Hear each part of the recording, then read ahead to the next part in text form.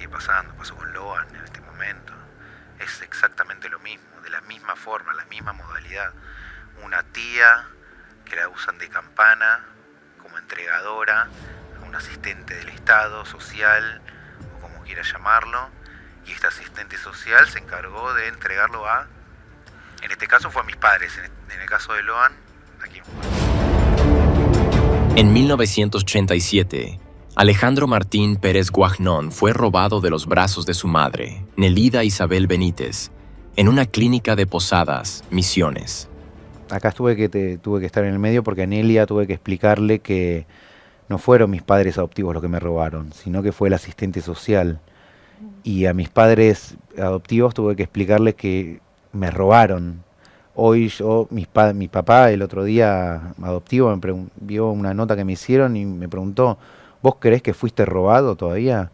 Y yo le dije, sí, fui robado. Vos no me robaste capaz, pero fui robado. Hubo un robo acá, a mí me robaron la identidad, a mí me apropiaron. Vos adoptaste legalmente, pero en el medio hubo un robo. Entonces es como tener que explicarle a ellos que hubo un robo y que me estuvieron buscando durante mucho tiempo, y a Nélida explicarle que no fueron ellos los que robaron, sino que fue esta organización. Su identidad fue cambiada y fue entregado a otra familia que lo crió como propio. Y con la idea de buscar un bolsón de comida. En ese momento Nelia estaba embarazada de mí, tenía la panza muy grande, esto fue el 15, habrá sido un día anterior, y entonces ella, cuando entraron al lugar, se quedó sentada en los bancos que están abajo, y mi tía fue la que subió un piso hacia donde estaba esta asistente social. La asistente social le dijo que no había bolsones, que se vuelvan a su casa, y luego de que se fueron, cuando mi mamá llegó a su casa, que fueron caminando, esta asistente social a los pocos minutos le tocó la puerta y le empezó a hacer una serie de preguntas como te veo sola, quién es el padre del chico, quién está a cargo de todos estos chicos, están todos mis hermanos ahí jugando. Y bueno, fue cuando le empezó a hacer preguntas de cualquier asistente social, que haría cualquier asistente social. Y bueno, ahí fue cuando le empezó a contar que estaba sola en ese momento, que el padre no estaba, que no podía ir a la clínica a que yo nazca porque tenía a los chicos y no tenía con quién dejarlos. Entonces fue cuando se vio muy vulnerable, y esta asistente social empezó a decirle que vaya con ella, que le iba a ayudar, que podía llevarla a una clínica, que se iba a hacer cargo del chico. Y bueno, fue cuando terminó yendo a la clínica privada con la asistente social. La asistente social, apenas nací, yo nací a las 10 de la mañana, y lo primero que le dijeron a mi madre es que había muerto.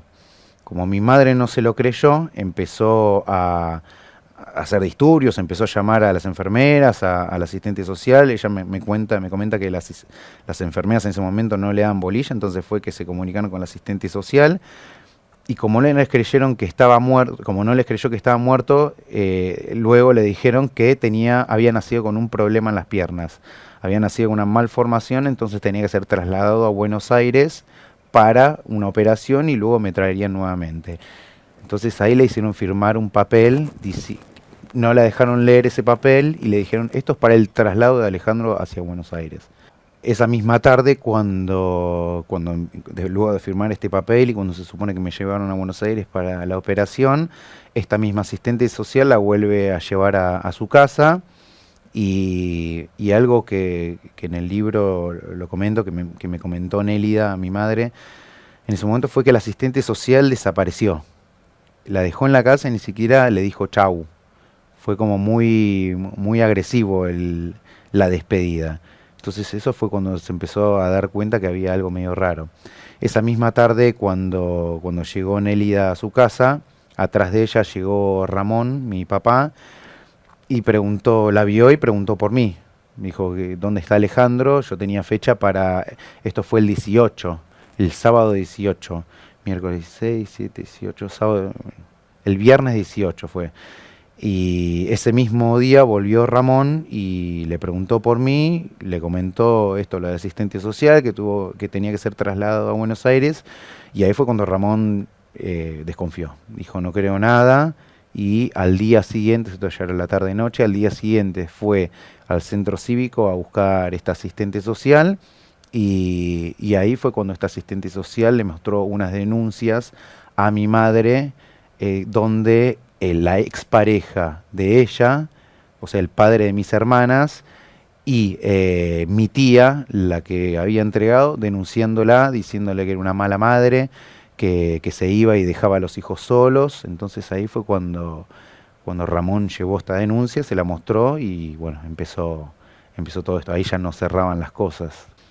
Entonces ella lo que hacía era reclamar todo el tiempo, reclamaba y no la dejaban, no le daban respuesta.